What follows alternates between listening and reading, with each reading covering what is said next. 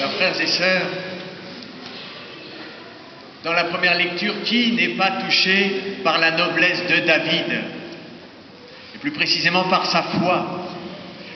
Son ennemi, Saül, jaloux, absolument injuste et meurtrier, veut le tuer, et David ne portera pas la main sur Saül, parce que Saül a reçu l'onction du Seigneur. David sera le plus grand roi d'Israël. Deux autres exemples, parmi bien d'autres. Solzhenitsyn s'était fait voler des millions par un avocat véreux, mais il ne prit jamais la peine de lui faire un procès pour récupérer son argent, parce qu'il avait mieux à faire. Vous voyez, Solzhenitsyn avait une liberté incroyable, et on se souvient de lui encore 50 ans plus tard.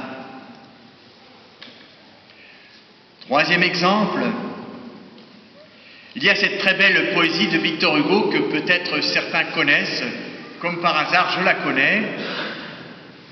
Mon père, ce héros au sourire si doux, suivi d'un seul hussard qui l'aimait entre tous, parcourait à cheval le soir d'une bataille le champ couvert de morts sur qui tombait la nuit. Alors, je vous fais grâce de la suite, vous irez la trouver sur internet bien sûr. Parmi les mourants, il y en a un qui appelle « à boire par pitié ». Il s'approche du moribond, à ce moment-là celui-ci sort son pistolet, tire sur le père de Victor Hugo, le loupe de peu, et cet homme se penche vers son hussard et lui dit « donne-lui tout de même à boire ».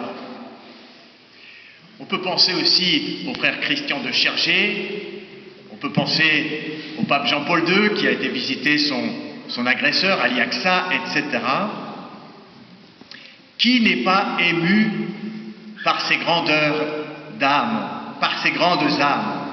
Qui n'aimerait pas partager leur grandeur? Mais dans l'Évangile, Jésus change encore de niveau.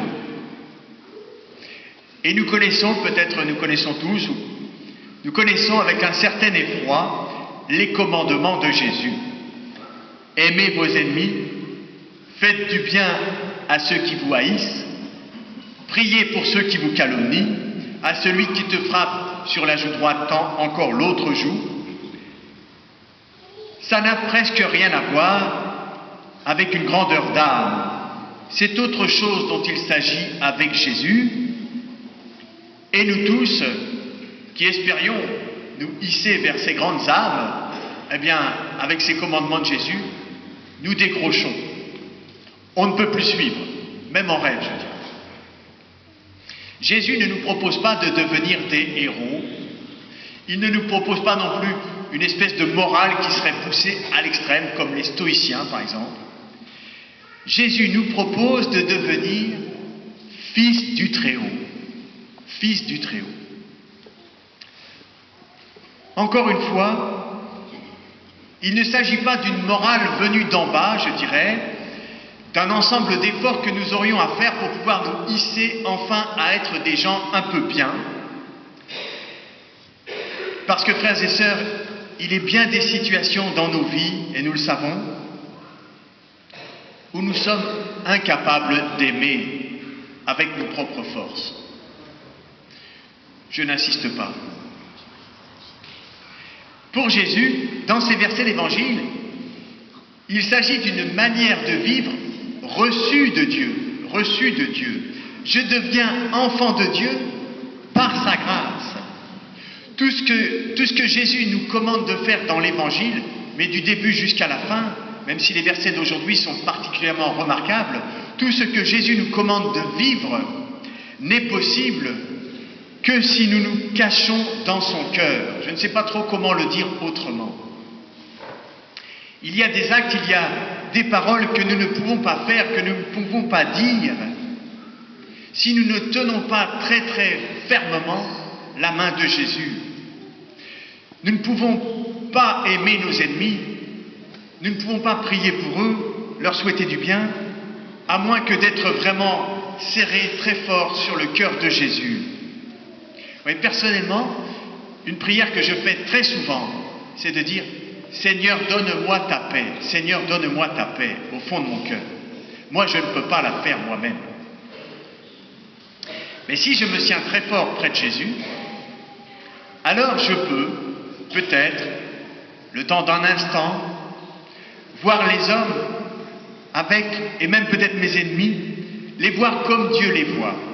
Alors je peux peut-être penser comme Dieu pense, et je peux peut-être aimer comme Dieu aime.